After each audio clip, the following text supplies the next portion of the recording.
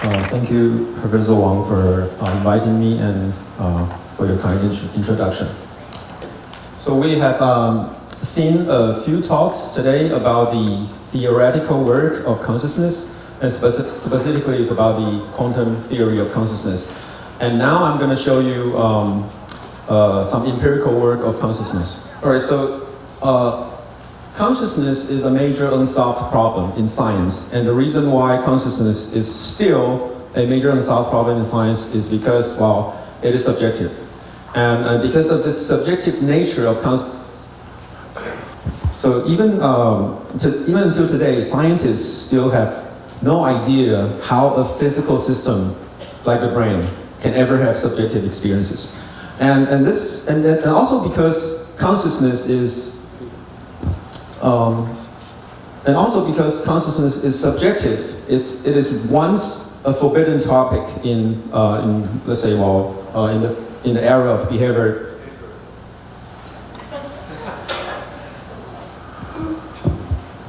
And this situation fortunately changed when a few things happened in the 80s and 90s. The first thing is that, well, there are two Nobel laureates, Francis Crick and Gerald Alderman.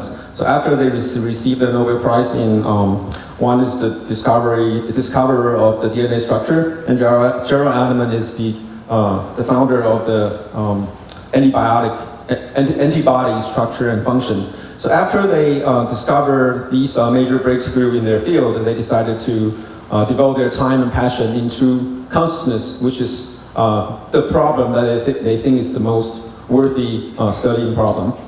And after they decided to jump into this field, the problem of consciousness has become much more visible and acceptable. And another thing is that also in the 90s and 80s, well, there are a few techniques developed, including the functional MRI, and there are a few techniques that can be used to study the behavior of consciousness much more objectively. And because of this technique, the study of consciousness become much more measurable and objective. Okay, and the scientific studies of consciousness can be roughly categorized into two big directions. The first one is about how or where does consciousness emerge in the brain. In other words, about the mechanism of consciousness, or the biological mechanism of consciousness. And the second one is about why is there consciousness, or it's about the function of consciousness. And today I'm going to tell you in the past 15 years or so what my lab has done in these two big directions. And for the first one, the mechanism of consciousness, most people use a paradigm called neural correlates of consciousness, NCC paradigm. And this paradigm is quite straightforward. They simply want to know the minimum part of the brain that is sufficient of generating consciousness or correlating with consciousness. And there are two ways to look for neural correlates of consciousness. The first one is to look for neural correlates of levels of consciousness. So for example, now everyone is conscious, right? You're fully conscious, but when you go to sleep without dreaming, you lose consciousness. Or if I put you under general anesthesia, you will lose consciousness. So we can simply put you in the scanner and ask which part of the brain changes when you lose consciousness. Okay, so we can find this crucial part of the brain that's related to consciousness. And another way is to look for the neural correlates of content of consciousness. Like for example, now you're fully awake, but if I flash this red dots on the screen, then the content of your visual consciousness will change, right? So we can ask, well, what happened in the brain when the visual consciousness of your content has changed? Okay, now I'm going to show you some examples. So for the levels of consciousness, I think there are more consensus now. So it seems that there is a crucial part or crucial structure of the brain called thalamocortical connection, which is the connection between thalamus and cortex. So thalamus is this central part of the brain that's receiving most of the sensory inputs. And then these inputs will be relayed to cortical area. So this thalamus cortical connection, if there's if it's functionally disrupted, usually you will lose consciousness. Now, for example, so this is a study done by Stephen Lawrence, and here shows the activation of the thalamus on the x-axis, and Y shows the activation of the prefrontal cortex. And each dot is 8 participants, like normal healthy participants. So you can see that while overall, there's a nice positive correlation between thalamus activation and prefrontal cortex activation. But for those participants who lose consciousness and enter the vegetative states, so when they lose consciousness, you see that the thalamus and cortex or prefrontal cortex become negatively correlated. Okay, and for those who has the fortune to recover and regain consciousness, you can see that the thalamus and prefrontal cortex become positively correlated again. So it seems that this thalamocortical connection is crucial for whether you're going to have consciousness or not. Okay, and here is another phenomenon called sleep, and this is a meta-analysis across many different studies, and they all indicate that when you lose consciousness, when you're sleeping, when you lose consciousness, usually you see thalamus activation, and the central part of the brain activates, but the cortical deactivation. So once again showing that if you lose consciousness, the thalamus and cortical connection is going to be functionally disrupted. And here's another phenomenon called anesthesia. So once again, this is a meta-analysis. Each brain is one study, and overall you can see that when people lose consciousness, you see thalamus activation, a cortical deactivation. So once again showing this this phenomenon that if you lose the thalamocortical connection, you lose consciousness. And my lab is doing similar study along this line. So for example, we look into this phenomenon called microsleep, and which is a phenomenon that you lose consciousness or you have altered state of consciousness. So microsleep is defined as brief episodes of sleep-like states, and usually accompanied by eye closure and attentional lapses. And this is a phenomenon that people are very familiar with. So actually it happens easily in the afternoon if you're listening to a boring talk. So it's basically like when you doze off or when you're nodding off, this is microsleep. And it's worth noting that microsleep does not equal to early sleep stage. And originally people think that microsleep is just early sleep stage because you're just falling asleep. But actually this is not the case because in the past people have shown that in early sleep stage, cortical activity usually will decrease. And this can be found in many studies like using brain imaging. So when you fall asleep, usually you see this cortical deactivation across the brain. In contrast, in microsleep, cortical activity will increase. So we've recently did a study, and this is together with other groups. We show that when you lose consciousness, when you went into microsleep, or when you lose consciousness, when your consciousness is in this altered state, you will see this activation in the cortical area, a deactivation in the thalamus. So once again, this points to the conclusion we just have that consciousness is related to thalamocortical disconnection. If you have thalamocortical disconnection, then usually you will lose consciousness, and microsleep is another example. Okay, now I'm going to show you how we study contents of consciousness. So most of the scientists study neural correlates of the content of consciousness by using bistable illusion. So this is a typical bistable illusion. So if you look at this Necker cube, you will either see it as this, okay, or as this. And if you just stare at this cube, there's two possible percepts will flip in your mind. Okay, so just look at it, and every few seconds you see the first possibility, and another few seconds you see the other possibility. And this is called bistable percept or bistable illusion. And this is a great phenomenon for studying neural correlates of consciousness because we can simply put you in a scanner, right, and ask you to report your current percept. Are you seeing A or B? And then we can monitor your brain activity to see which part of the brain changes when the content of your consciousness changes. So we can find the neural correlates of consciousness.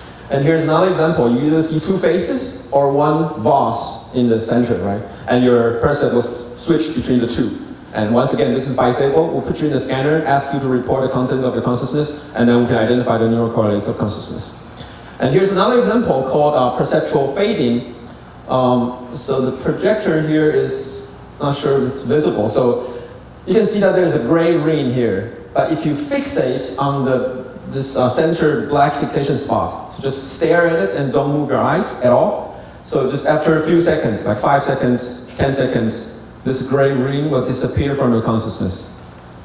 Okay, so I think some people see that. So this is called perceptual fading, and once again, it's bistable. So the gray ring never physically disappears. It only disappears in your consciousness. And once again, we can put you in a scanner and see which part of the brain changes when you lose consciousness about this stimulus. And here's another example that we use in the lab called motion-induced blindness. So you can see that there's on the upper left, there's a yellow star. But if you fixate on the white fixation spot, then when I turn on the motion, and you just keep fixating on the white fixation spot, then use your peripheral vision to attend to the yellow star. The yellow star will disappear from your consciousness very quickly. And this is an illusion. So the yellow star never physically disappeared. It only disappeared in your consciousness. And once again, this is bistable. So every few seconds it will come back. And again, we can put you in the scanner and ask what happens in the brain when you lose consciousness about that yellow star. Okay, so with this paradigm, my lab has discovered that neural correlates of visual consciousness can be found in primary visual cortex, or also known as V1. And we've used quite a few different kinds of bistable illusion, and we all discovered that neural correlates of visual consciousness can be found in V1.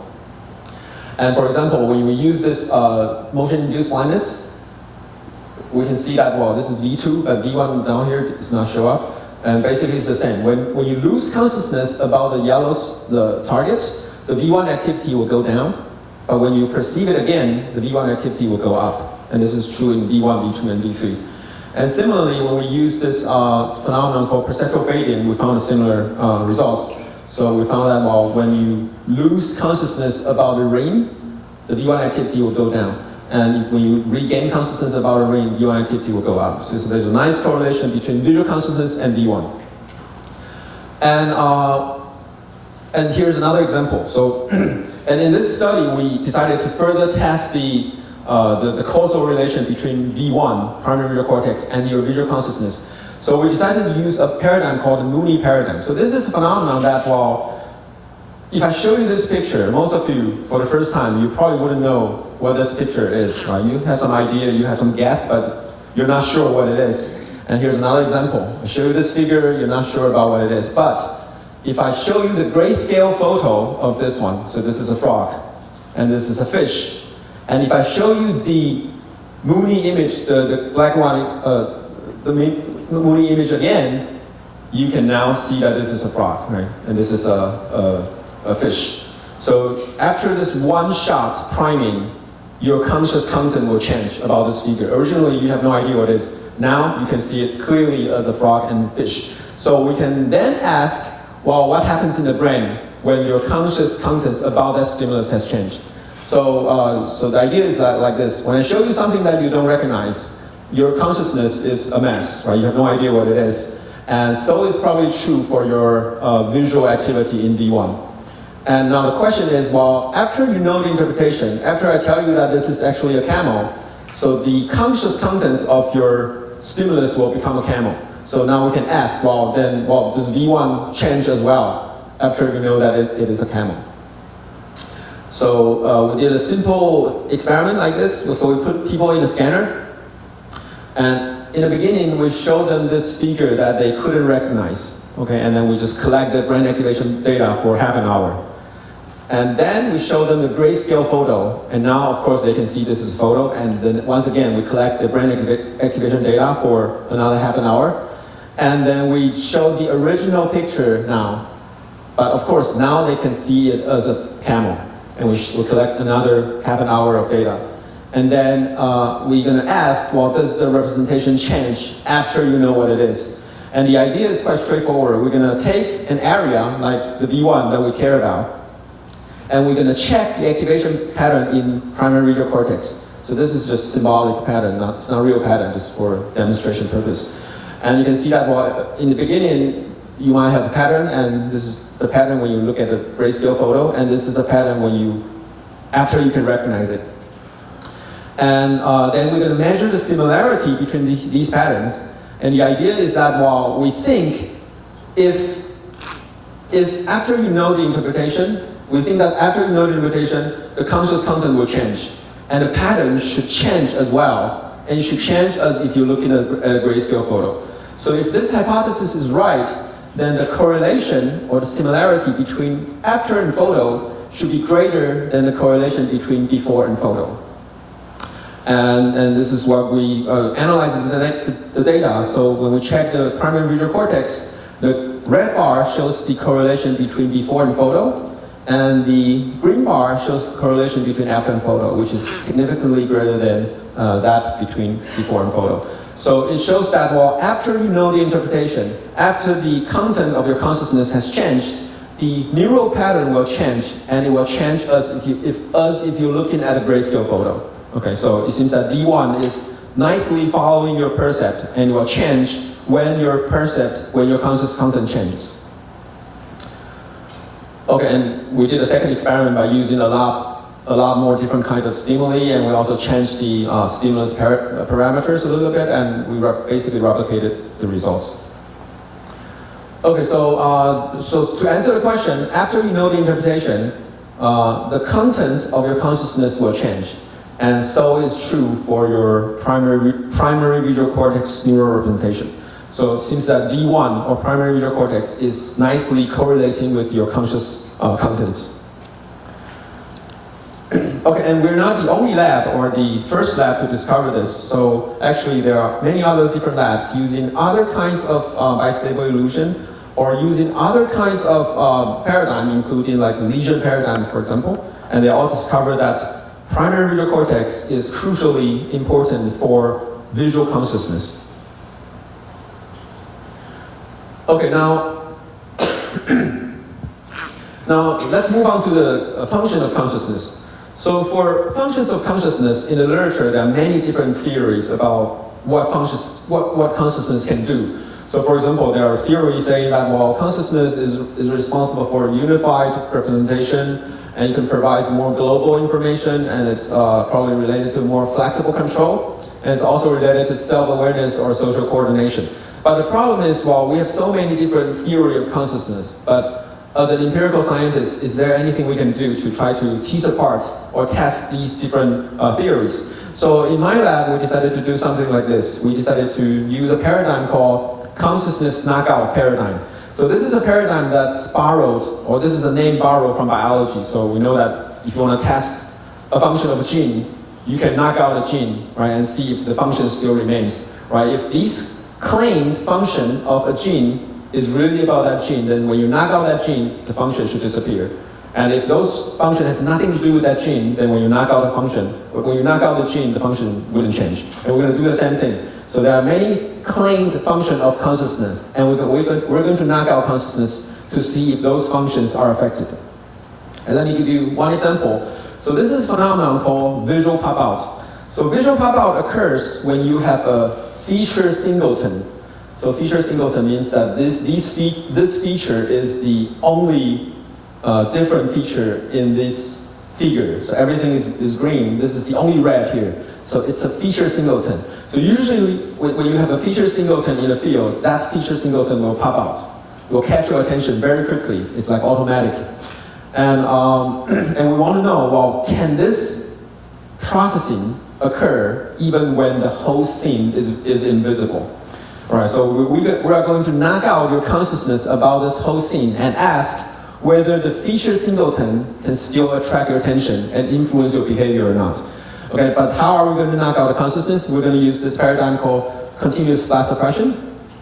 So this is a paradigm that we use mirrors and we present different stimulus to different eyes. So in the right eyes, we show people a flashing mondrian. So mondrian are referring to these colorful squares that's constantly changing. So through the mirrors, it goes to the right eye. And for the left eye, we can show them anything that you don't want them to see. And usually it's a static picture. And because our brain or our visual systems prefer moving stimulus much more than static pictures. So this moving picture will dominate your visual consciousness. So if you ask people what do you see, they're going to tell you, okay, I see these colorful squares flashing all the time. And if you ask them, do you see anything in your left eye? They're going to say, no, I don't see anything in the left eye. And the suppression can occur sometimes up to like 20 to 30 seconds. And that's how we knock out people's consciousness about this stimulus. Okay, and this is the experiment. So we use this paradigm, and in the right eye, we show them this flashing Mondrian for 2 seconds. And in the left eye, we show them one red feature singleton here. It's actually not very obvious because of the projector, I guess. And this is a red Gabor, or a stimulus, red stimulus among a bunch of green stimulus. And after 2 seconds, we tested their visual acuity either at the location that has been primed with a red feature singleton, or at a location that's a control location that has not been primed with a red feature singleton. And we discovered that, well, okay, by the way, so the visual acuity are referring to how accurate you are in perceiving this stimulus. So that stimulus here is actually a Gabor that's slightly tilted to the left or right, and you have to tell me whether the Gabor is tilted to the left or right. So it's very like when you go to the eye doctor, when you check your vision, basically you're pointing to the direction of the stimulus. Basically, so we're checking their visual acuity at the location that has been primed before by the feature singleton or a control location. And we discovered that, well, even when the participants sees nothing about this stimulus, their visual acuity is still better at a location that has been primed by the feature singleton compared to a location that has not been primed by the feature singleton. So in other words, even when the participants are seeing nothing about this stimulus, that feature singleton is still affecting their vision and it influences their behavior so that the visual acuity will increase a few seconds later. So in other words, invisible feature singleton can still be processed by the visual system and influence people's behavior. Okay, and in my lab, we actually did quite a few different other experiments trying to measure what kind of stimuli can be processed without visibility to the stimulus. And we discovered quite a few stimulus that can all be processed without consciousness, including syntax, facial attractiveness, and sound shape mapping. Now, for example, I'm going to give you the syntax as an example. So in this experiment, this is done by one of my previous PhD students, Sean. And we put flashing Mondrian in one eye, and we hide a stimulus in the left eye. And that stimulus is either, this hidden stimulus is either a congruent, syntactically congruent sentence, like birds eat worms, or a syntactically incongruent sentence, like birds eat drink. Okay, so these two, one of the sentences is hiding in this invisible eye. And we're measuring the time it takes for people to perceive the sentence. Right? Because I just told you that, well, the suppression can happen for sometimes up to 20 to 30 seconds, but eventually it's going to break. And we're measuring the time it takes to break. And we discovered that in this case, the syntactically incongruent sentence will break suppression faster and enter your visual consciousness faster. So in other words, even though in the beginning you are not perceiving any of the words or the sentences, but your brain is still processing the sentence, so that the syntactically incongruent sentence will be processed faster and finished earlier and enter your consciousness faster. And same thing happens for facial attractiveness. So in this second experiment, we put either a attractive face or a unattractive face in the invisible eye. And we measure how long does it take to perceive the faces. And we discovered that, well, it's actually the attractive faces that are processed faster. So it seems that, well, in the beginning, you didn't perceive anything, right? You're unconscious about the faces, but your brain is still processing the difference so that the attractive face will be processed faster than the unattractive faces. Okay, now the third example is the sound shape mapping. So this is a phenomenon that we actually borrow from the linguistics, psycholinguistics. So let me ask you a question. So now we have these two figures, right? But if I ask you which one should be named Booba and which one should be named Kiki, so what would you say? So would you say the left one should be named as Booba or Kiki? Which one should be Booba, which one should be Kiki? So who thinks that the left one should be Kiki, right one should be Booba? Okay, so usually there are fewer people, and according to the literature, there are probably 20% of the people who thinks this way. But majority of the people would think the left one is Booba, right one is Kiki. And this is actually called the Booba-Kiki effect. And it's a very nice and easy to remember name. And this is a very strong and robust effect. So it's cross-language, it's cross-race, and it's cross-ages. So as long as children are big enough, like 3 to 5 years old, so they're big enough to process language, usually you see this phenomenon. Okay, now this phenomenon has two possible explanations. The first one is that, well, this pairing is actually a conscious decision, right? Because you see that this is a round shape, and Booba is like a round sound, right? It's the round circle shape, and when you pronounce Booba, your mouth shape is also rounder than Kiki. And here, this is a spiky shape and spiky sound and alphabets. So maybe this is a conscious decision. So after you think this is round, this is spiky, so you decide that they should be paired together. So there's one possibility. And another possibility is that this pairing can occur actually unconsciously. So maybe when your visual system and auditory system are processing the information, the pairing already occurred. It's before you have consciousness. So we decided to test this possibility. So we did an experiment that's quite straightforward. So in the unconscious eye, we put in either a congruent information, like round shape with a congruent round sound, or incongruent stimuli, like spiky shape with a round sound. And we discovered that, well, in this case, the congruent stimuli will break suppression faster. So once again, the information is the same. Even though in the beginning the participants have no consciousness about the stimuli, but the brain is still processing the information so that certain information will be processed faster and finished earlier. Okay, so I'm going to share with you a few more studies that we're currently conducting.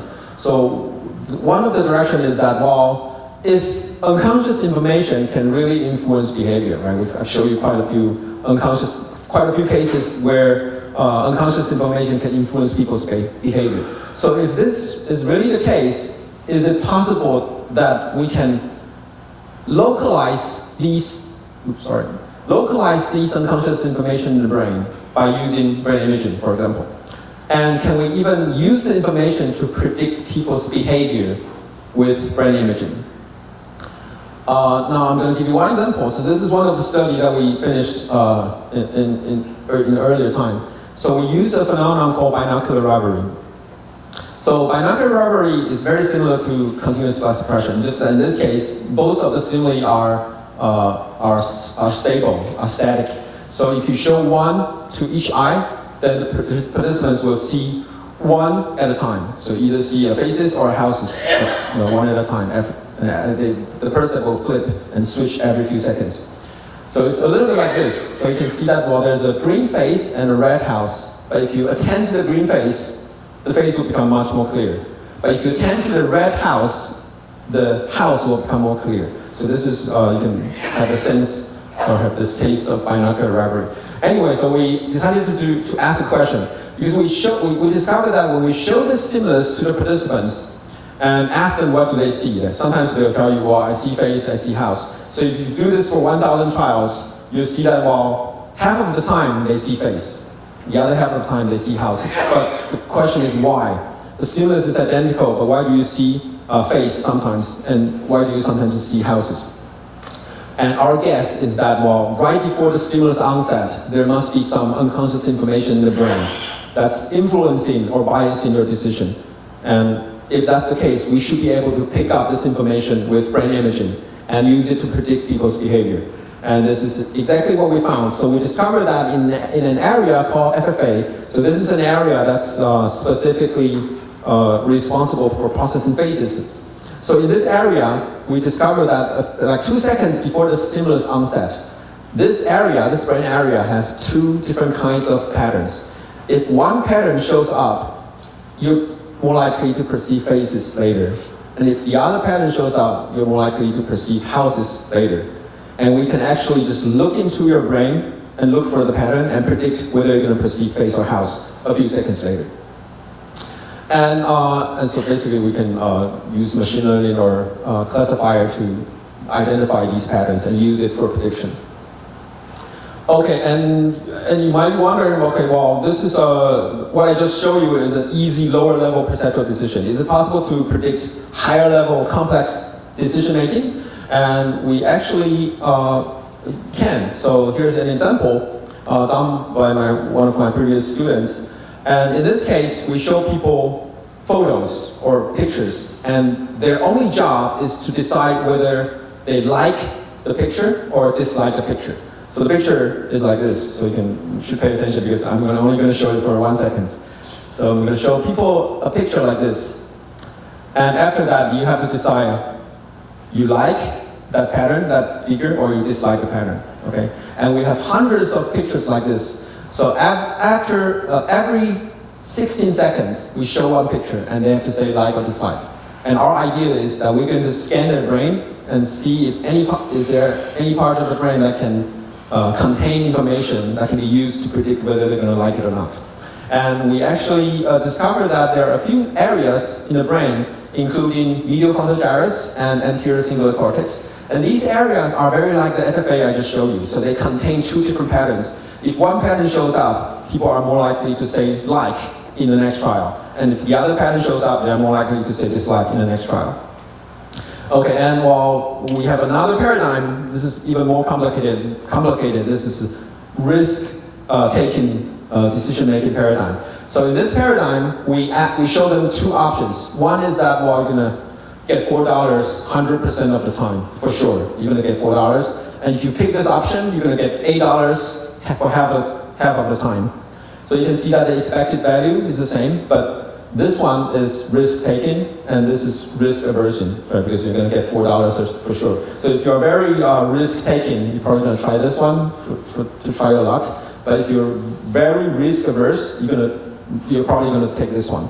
And again, we have many trials like that. And every 16 seconds, we present one trial for them to make a decision.